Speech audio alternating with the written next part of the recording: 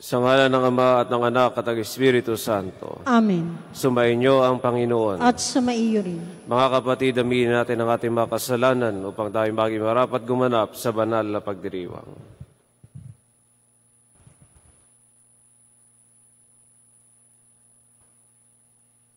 Sinugong tagapagpagaling sa mga nagsisisi, Panginoon, kaawaan mo kami. Panginoon, kaawaan mo kami. Dumating na tagapaganyayang mga makasalanay magsisi, Kristo, kaawaan mo kami. Kristo, kaawaan mo kami. Nakaluklok ka sa kanan ng Diyos sa maparay pamagitan kami, Panginoon, kaawaan mo kami. Panginoon, kaawaan mo kami. Kaawaan tayo na makapangyarihang Diyos, patawarin tayo sa ating mga kasalanan at patubayan tayo sa buhay na walang hanggan. Amen.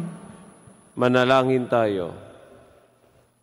Ama naming makapangyarihan, kami mga tinubos mo at kinupkop ay tunghayan mo ngayon sa iyong kagandahang loob upang sa pagsampalataya sa anak mong si Kristo, makamtan ng kalayaan at pamana sa piling mo sa pamamagitan niya kasama ng Espiritu Santo magpasawalang hanggan. Amen. Ang lahat po ay magsiupo.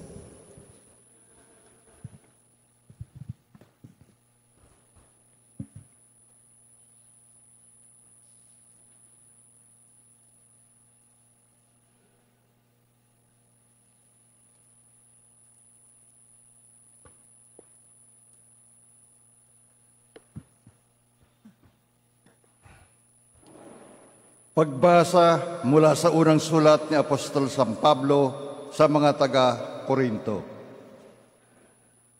Mga kapatid, tungkol naman sa mga walang asawa, wala akong maibibigay ng utos mula sa Panginoon. Ngunit bilang isang taong mapagkakatiwalaan dahil sa habag sa akin ng Panginoon, magbibigay ako ng aking kuro-kuro. Dahil sa matinding kahirapan sa kasalukuyan, inaakala ko mabuti pa sa isang tao ang manatili sa kanyang kalagayan. Ikaw ba'y may asawa na? Huwag kang makipaghiwalay. Wala ka pa bang asawa? Huwag mong hangaring magkaasawa. Kung ikaw ay mag-asawa, hindi ka nagkakasala. At kung ang isang dalaga ay mag-asawa, hindi siya nagkakasala. Ngunit magdarana sila ng mga kahirapan sa buhay na ito. At iyan ang ibig kong maiwasan ninyo. Ito ang ibig kong sabihin, mga kapatid. Malapit na ang takdang panahon. Kaya't mula ngayon, ang may asawa'y mamumuhay na parang walang asawa. Ang mga nananangis na parang di nananangis. Ang mga nagagalak na parang di nagagalak. Ang mga namimili na parang walang ari-arian. At ang mga nagtatamasa sa sanlibutan ito na parang di nila ito alintana.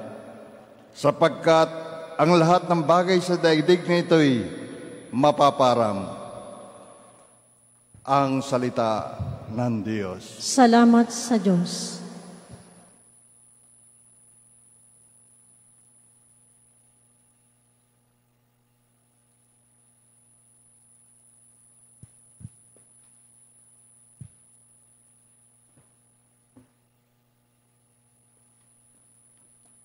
O kabiyak ng hari namin, ang payo ko'y ulinigin. O kabiyak ng hari namin, ang payo ko'y ulinigin. O kabiyak nitong hari, ang payo ko'y ulinigin, ang lahat mong kamag-anak at ang madla ay limutin. Sa taglay mong kagandahan, ang hari ang paibigin, siya ay iyong Panginoon, marapat na iyong sundin. O kabiyak ng hari namin, ang payo ko'y ulinigin. Ang prinsesa sa palasyo'y pagmasdan mo't aming anong ganda. Sinulid ng gininto ang ginto ang niyaring damit niya. Sa makulay niyang damit, sa hari ay pinapunta, kaharap sa haring yaong mga abay na'y kasama. O kabiyak ng hari namin, ang payo ko'y ulinigin. Sama-samang masaya ang lahat ng nagagalak na pumapasok sa palasyo at sa hari ay humarap.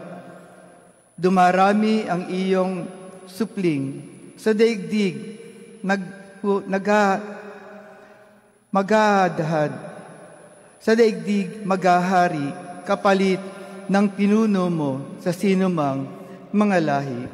O kabiyak ng hari namin, ang payo ko'y ulinigin.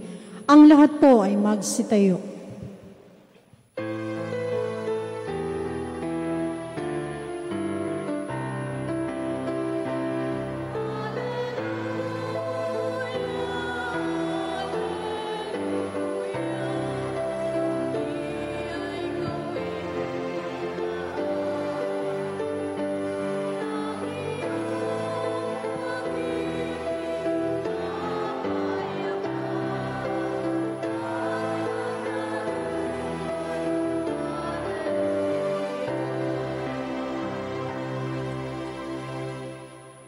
Sumainyo ang Panginoon. At sumaiyo rin. Ang mabuting balita ng Panginoon ay kay San Lucas. Papuri sa iyo, Panginoon. Noong panahon yon, tumingin si Jesus sa mga alagad at kanyang sinabi, "Mapalad kayong mga dukha, sapagkat ang Diyos ang maghahari sa inyo. Mapalad kayong mga nagugutom ngayon, sapagkat kayo'y bubusugin. Mapalad kayong mga tumatangis ngayon, sapagkat kayo'y magagalak. Mapalad kayo kung dahil sa anak ng tao kay kinapuputan, ipinagtatabuyan, inaalimuran ng mga tao, at pati ang inyong pangalan ay kinasusuklaman. Magalak kayo at lumukso sa tuwa kung ito'y mangyari, sapagkat malaki ang inyong gantimpala sa langit. Gayun din ang ginawa ng kanilang mga ninuno sa mga propeta. Ngunit sa aba ninyong mayayaman ngayon, sapagkat nagtamasa na kayo ng kaginhawaan, sa aba ninyong mga busog ngayon, sapagkat kayo'y magugutom. Sa aba ninyong nagsisitawa ngayon, sapagkat kayo'y magdadalamhati at magsisitangis. Sa aba ninyo, kung kayo pinupuri ng lahat ng tao, sapagkat gayon din ang ginawa ng kanilang mga ninuno sa mga bulaang propeta. Ang mabuting balita ng Panginoon. Pinupuri ka namin, Panginoong Jesucristo. Ang lahat po ay magsiupo. Madalas sa buhay ng tao, nahihirapan siyang makita na siya ay mapalad. Totoo nga naman po, ang hirap isipin na kapag dumating na ang iyong mga bayarin at sinabihan ka pa, mapalad ka, paano mo yon matatanggap? Kapag puro problema na nangyayari sa iyong buhay, paano masasabi, mapalad pa ako kasi may problema ako? Mahirap isipin, mahirap intindihin, mahirap tanggapin. Ngunit ang pagiging mapalad ay nakatuon sa pagtitiwala sa Diyos. Ang pagiging mapalad ay ang pagkakaroon ng pag-asa sa Diyos. Mga minamahal, tayong lahat ay naging dukha. Tayo ay naghihirap, hindi lamang sa pinansyal na usapan, kundi sa emosyonal, na tayo nagiging mahirap sapagkat ang mga kalinga nating hinihingi o kinakailangan ay hindi na ibibigay. Pero mapapalad tayo dahil sa mga panahon ng Diyos, alam natin na tayo ay gagaan ng loob. Tayong lahat ay nagugutom. Nagugutom tayo hindi lamang sa pagkain, kundi sa pagmamahal ng mga tao na dapat ay nagmamahal sa atin. Kaya sa paglapit natin sa Diyos, nararamdaman natin na tayo ay nakakaramdam ng pagmamahal na hindi kayang ibigay ng iba. Tumatangis tayo ngayon sapagkat sa hirap ng buhay natin, alam natin na kapag nandiyan ang Diyos, kaya nating harapin ang lahat. Tayong lahat na naririto ay mga mapapalad sapagkat alam natin na mayroon tayong Diyos na dapat takbuhan. Mayroon tayong Diyos na laging nariyan. At nawa itong ibahagi natin sa mga tao, sa lahat ng ating nakakasalamuha, na masasabi natin, mapalad ka rin sapagkat may Diyos ka na nalalapitan at pinagtitiwalaan. Lahat ng bagay na pinagdadaanan ay hindi maiiwasan, ngunit dahil sa Diyos na pinaniniwalaan, lahat ay gumagaan.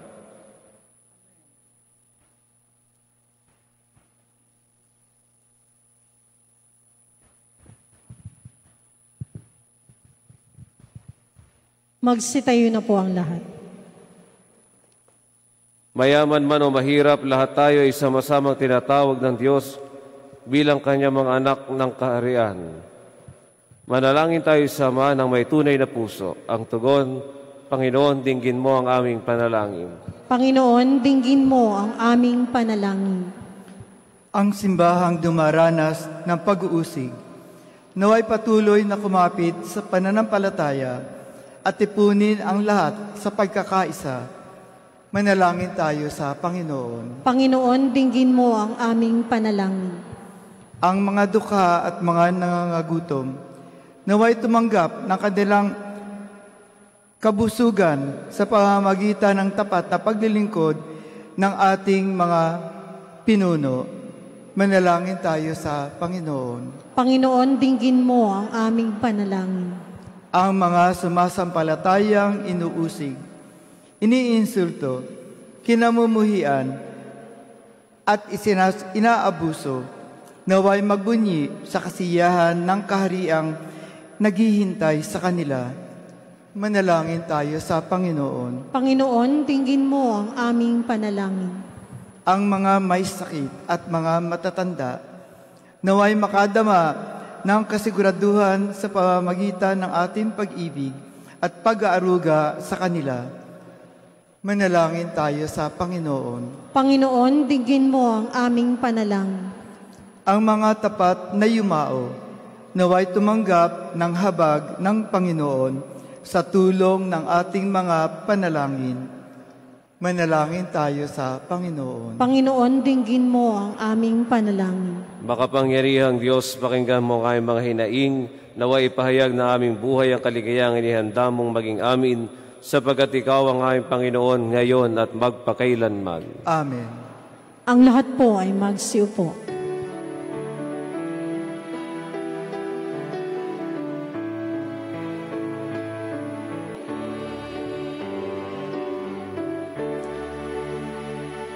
Ang lahat po ay magsitayo. Manalangin kayo mga kapatid upang paghahain natin ay kalugdan ng Diyos sa mga makapangyarihan. Tanggapin nawa ng Panginoon itong paghahain sa iyong mga kamay, sa kapurihan niyo at karangalan sa ating kapakinabangan at sa buong sambayanan niyang banan. Ama naming lumikha, Ikaw ang gumagawa ng wagas sa katapatan at kapayapaan.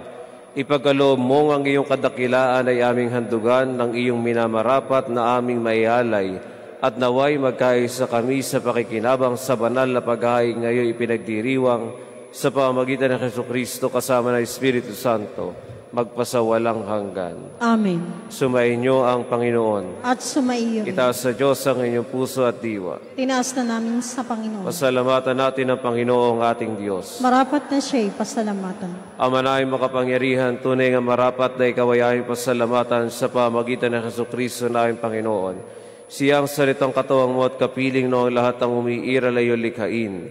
Siya'y sinugo mo para kami sa gipit palayain, kaya't siya'y kinalingan ng mahal na Birhen, na naging kanyang inang totoo sa kapangyarihan ng Espiritu Santo. Inako niyang sundin ang loob at kang tinasambay ng banal para sa iyo. Pinagtiisan niyang iunat sa krus ang kanyang mga kamay upang magwakas ang kamatay at bahayag ang pagkabuhay. Kaya kaisa ng mga anghel sawit ang papuri sa iyo, nang walang humpay sa kalangitan, kami nagbubunyi sa iyong kadakilaan.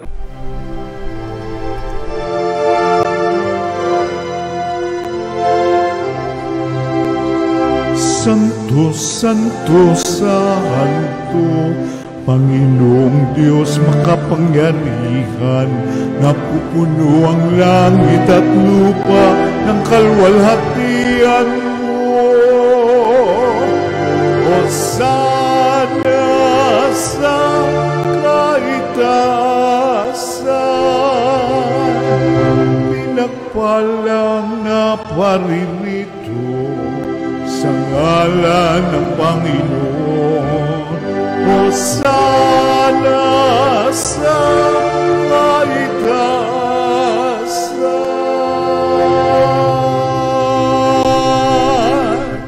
Ama naming banal, ikaw ang bukal ng tanang kabanalan, kaya't sa pamagitan ng iyong Espiritu gawing banal ang mga kaloob na ito upang para sa amin maging katawan at dugo ng aming Panginoong Jesucristo. Bago niya pinagtiis ang kusang loob na maging handog, hinawakan niya ang tinapay, pinasalamatan kaniya, pinagati-hati niya inabot sa kanya mga alagad at sinabi, "Tanggapin ninyo lahat ito at kanin, ito ang aking katawan na ihahandog para sa inyo."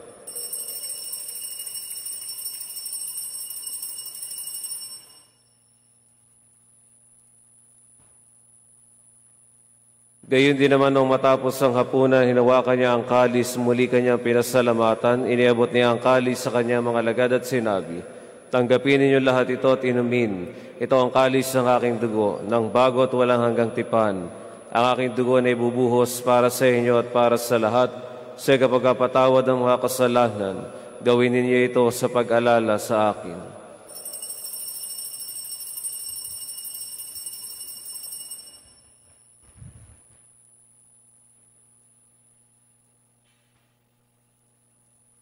Ipagbunyi natin ang misteryo ng pananampalataya.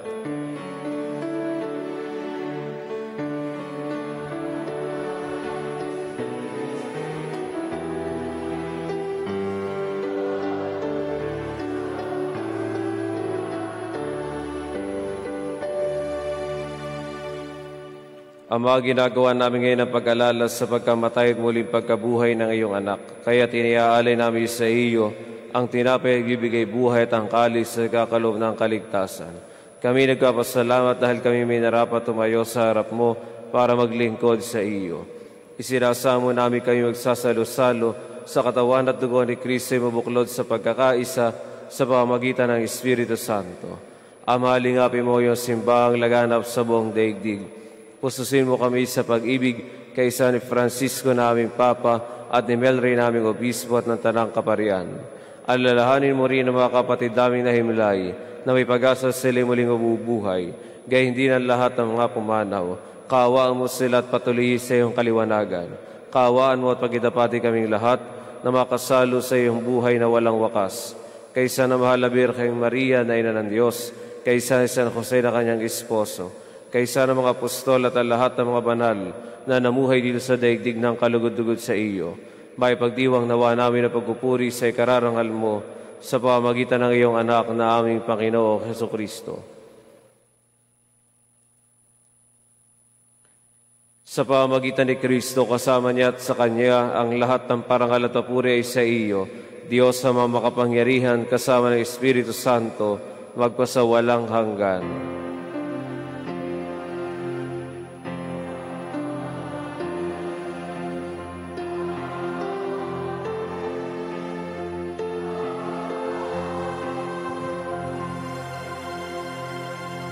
Ang lahat po ay magsitayo. Sa tagubili ng mga nakagagaling na utos sa turo ni Jesus sa Panginoon natin at Diyos, ipahayag natin ang lakas loob.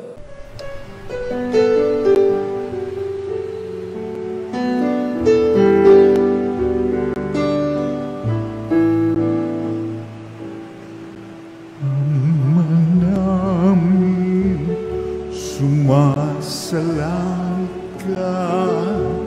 Sambahin ang ngalan mo, mapasa amin ang kaharian mo, sundin ang loob mo, dito sa lupa para ng sa langit. Bigyan mo po kami ngayon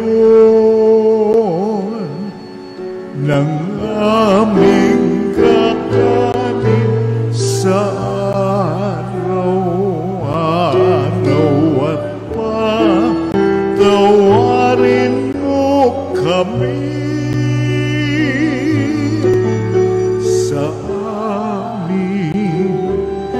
mga sala para ng pagpapatawan namin sa nagkakasala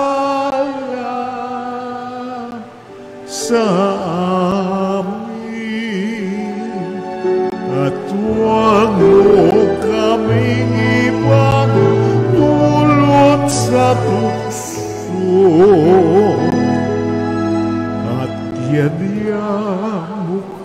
kami sa lahat ng masama. Hinihiling namin kami adya sa lahat ng masama, pagkalooban ng kapayapaan araw-araw, iligtas sa kasalanan, ilayo sa lahat ng kapahamakan, samantalang aming pinananabikan ang dakilang araw ng pagkapahayag ng tagapagligtas namin sa Jesucristo.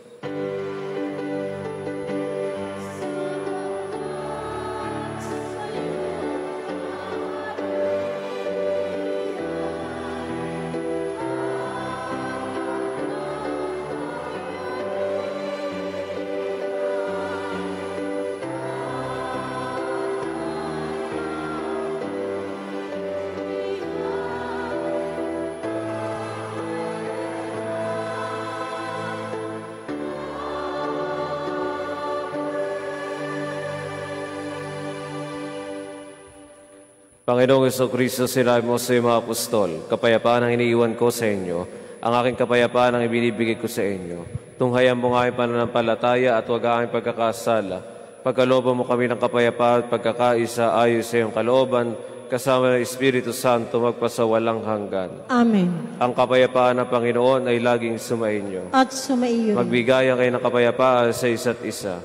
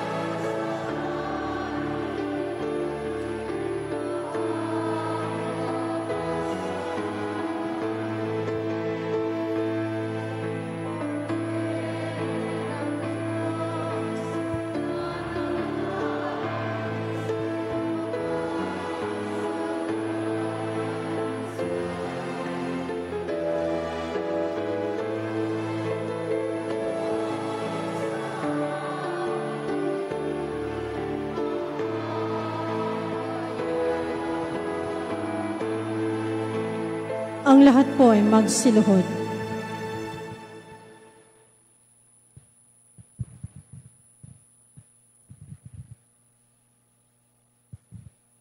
Ito ang kordero ng Diyos, ito ang nag-aalis sa mga kasalanan sa libutan. Mapalad ang mga inaanyahan sa kanyang piging. Panginoon, hindi ako karapat-dapat magpatuloy sa iyo. Ngunit sa isang salita mo lamang ay gagaling na ako.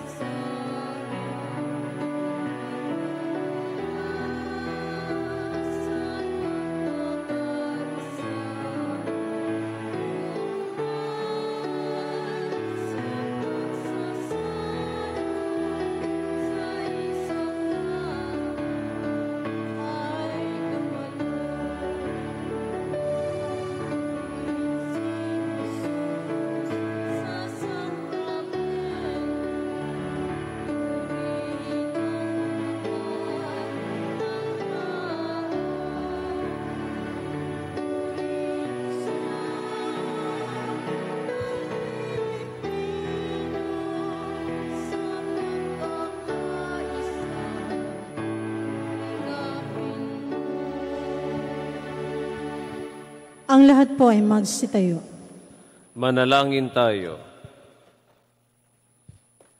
Ama na ipagmahal, kaming pinapagsalo mo sa iyong salita at biging na banal, ay iyong pinalalakas at iyong binubuhay. Pagindapatin mong kami makapakinabang sa buhay ng iyong anak, na para sa sarili niya ang alay bilang aming tagapamagitan, kasama ng Espiritu Santo, magpasawalang hanggan. Amen. Sumandali pong magsiupo ang lahat.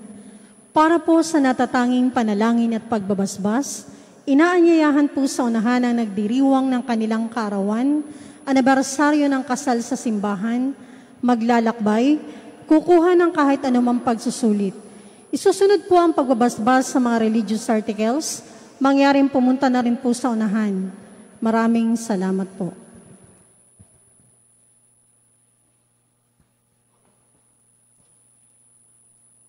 Ama na ipagmahal sa iyo nagmumula lahat ng mabubuting bagay, hinili na yung busasan mo ay mga kapatid nagdiriwang ng karawan, anibersaryo ng kasal, nakatakdang mga ibang bansa sa ilan sa pagsusulit. Pagkaloob mo sila sa mahabang makulog ang buhay, mabuting kalusugan, mapayapang kalooban, maliwag na kaisipan, mga tapat na kaibigan, maayos sa buhay kaligtasan sa anumang kapahamakan. Basta sa mo rin ang kanilang mga gawain at adhikain upang ito'y matupad ayos sa iyong kalooban. Pagpalain mo rin ang kanilang angkantong mahal sa buhay. Higit sa lahat, matatagin mo sila sa panampalataya, patibay sa pag-asa at pag-alabit sa pag-ibig. Hinihiling namin ito sa pamamagitan ni Kristo ang aming Panginoon. Amen. Naway gawaran Diyos ang pagkapala makasangkapan sa panalang upang mga ito'y maging gabay sa pagtahak sa kabanalan at pag-angat ng buhay sa kalangitan sa pamamagitan ni Kristo kasama ng Espiritu Santo, magpasawalang hanggan. Amen.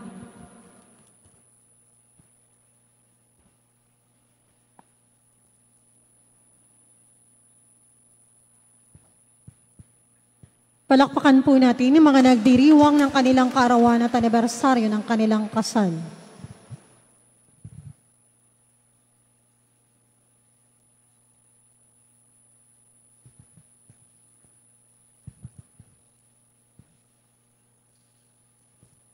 Magsitayo na po ang lahat. Sumainyo ang Panginoon. At sumaiyo rin. Pagpalain kayo ng makapangyarihang Diyos, Ama, Anak at Espiritu Santo. Amen. Tapos na ang misa, humayo kayong mapayapa. Salamat sa Diyos.